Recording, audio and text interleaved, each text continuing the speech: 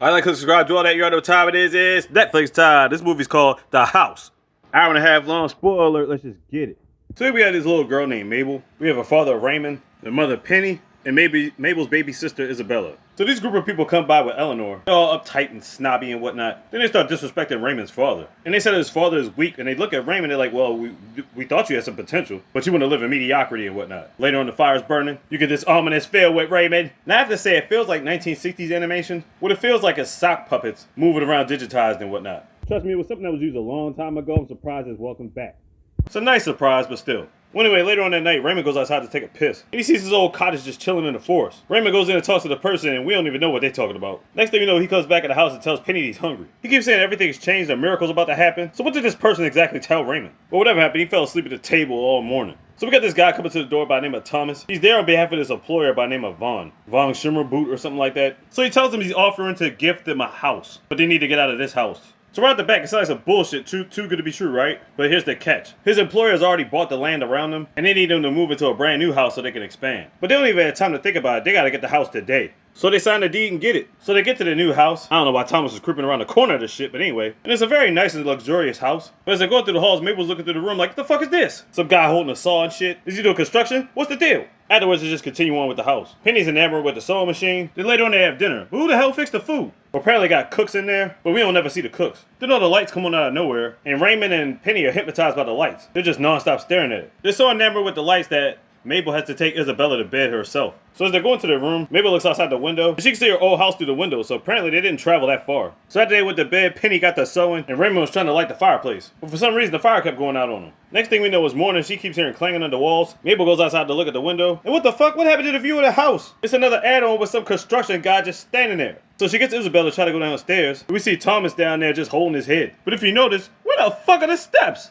So he tells her to make minor adjustments and she's got to find a different way to get down the steps. He tells her there's another room to get down, but the only thing there is a fucking ladder. So she's basically got to climb down the ladder with a baby in her hand. When they finally get downstairs, they're back in the room where Mama was sewing and she was asleep. She'd been like extra tired because of sewing. Now what the hell was she sewing all night for? Mama takes the baby, Mabel starts exploring again. She goes past the room again, now she sees 3 construction workers sawing shit. Why their faces look like that? What's wrong with them? She tells them good morning and goes about her business. So now all of a sudden we got fucking stairs again? She gets up to the top of the stairs and finds Raymond looking out the window. But he's just laughing, so I'm like, what's he laughing about? Mabel looks out the window, sees the house, and sees people tearing down the house. The old house they used to live in. So they try to figure out why the house is being torn down. He says apparently they just needed material. For what? I'm not sure. Maybe to finish building the rest of this house? Who the fuck knows? Later on, Mabel gets something to eat. She goes to the other room to see what her parents are doing. And the parents are trying on these clothes. What the heck? Her clothes look like a damn curtain. His looks like he got a chair cushion on his chest. Mabel's thinking to herself, what the hell is this? She tells her she hates this house and she don't want to be there. So she goes upstairs and gets Isabella because she was still awake. And they start wandering around the house. Then they go to this window. It looks like a fucking dungeon, right? Don't let the baby fall. Catch the baby. Yeah, it seriously looks like a freaking dungeon.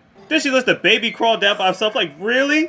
You're just gonna let him fall down there? Like, are you fucking serious? But she's alright.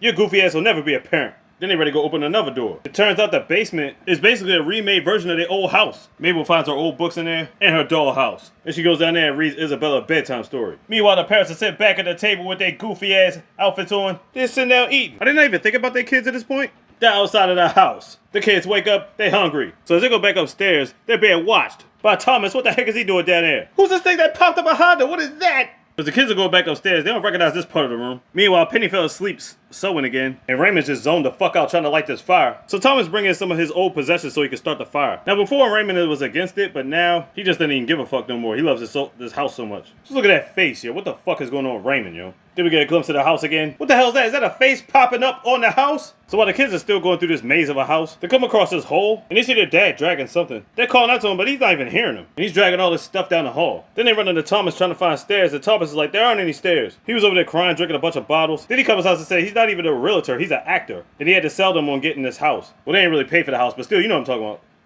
Yeah. So they basically stuck trying to find a way out, and it became a damn maze for a minute. So they ain't got no choice, they had to fall asleep. Next thing we see is this image of the carriage, and the parents are standing in front of the fire. They threw the dollhouse in there, and this guy popped out the carriage laughing. Was that the man Raymond was talking to at the beginning? Who is this dude? Out of nowhere, next thing you know, the kids wake up, and they're back on the bottom floor. They're in the room with the fireplace. So as Mabel's watching her dollhouse burn, she turns around and looks at the furniture, and her father actually became a fucking chair. What the hell is this? He tells her to get the hell out before it consumes you too. And her mother tells her the same thing. She turned into a curtain. What the hell is going on around here? They almost got surrounded by the fire, but then mom helps him. They get on the curtain and they get the hell out of the house. And seeing how that house is burning and their old house is basically in their house, pretty much torn to shreds, where the hell are they gonna go?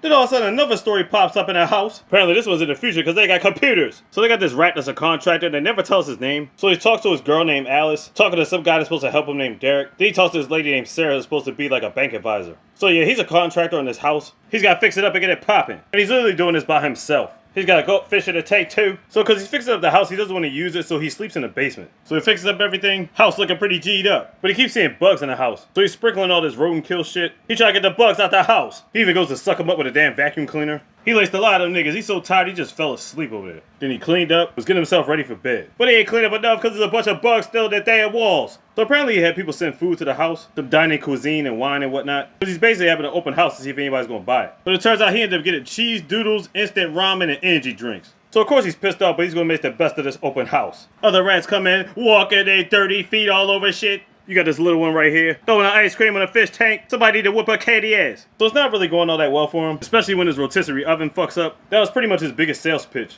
He ended up dropping his phone, which means it was set up to the lights and the light starts going crazy all of a sudden.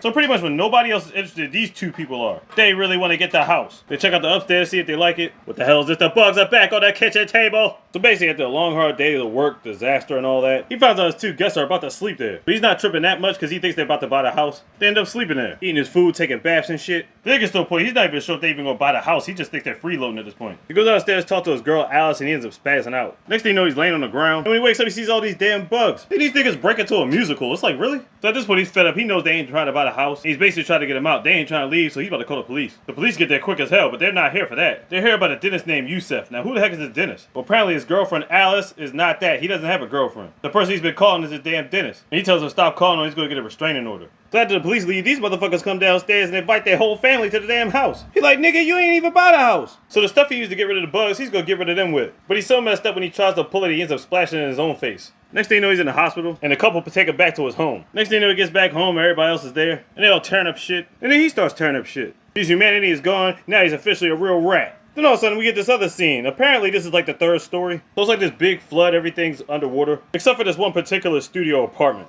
This cat named Rosa is trying to get rent and restore the apartment to its national foundation. At this point, she can't even get clean water. She goes to one of her tenants, Elias, who hasn't paid the rent in like 3 weeks. He just pays her with fish. Then she goes to her other tenant named Jen. She's on this spiritual wave, and she's always paying her with crystals. But trust me, she can't spend that shit. And those are only two tenants, who both are actually complaining about the water, but they ain't got no goddamn rent money. Now I'm looking at the outside, I'm thinking to myself, how the fuck would she even expect rent money? Looks like everything is flooded. Are there any jobs still available? Are there any people still in this vicinity? Let's just say you had money. Where the hell would you get the supplies from? For miles around, it looks like that's the only building even standing. They should be like, man, you better take these fish and stones and call it a damn day. So I'm thinking to myself, she's gotta have some type of attachment to this apartment building. Then all of a sudden she hears all this moaning. It's like, what the fuck is going on? So apparently Jen brought over her friend, this dude named Cosmos. How'd she get him over there? Did he have a phone? How'd she even know he was coming? Cause they're celestial beings and they can sense each other's presence or some shit? So right at the back, Rosa's against the fact that he's even there. Then he pulls his umbrella out and it turns into a fucking tent.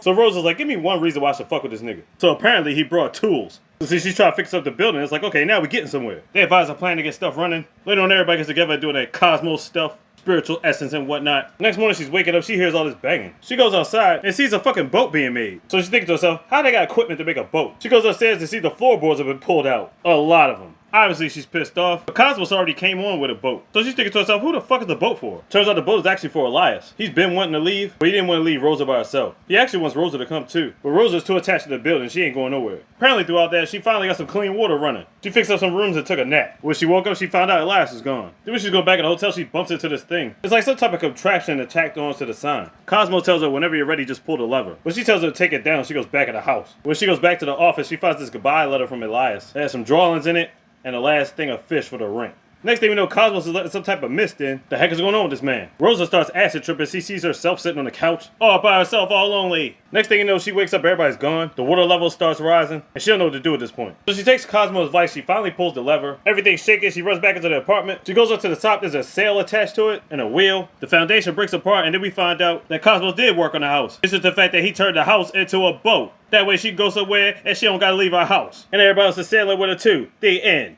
So at first I thought the two stories tied it together, but apparently it has nothing to do with that. Do what you want with it. I don't know, I guess. The House on Netflix. Check it out. Like, subscribe, do all that. You already know what time it is. Look easy, how easy, miss. Big. You got that slogan.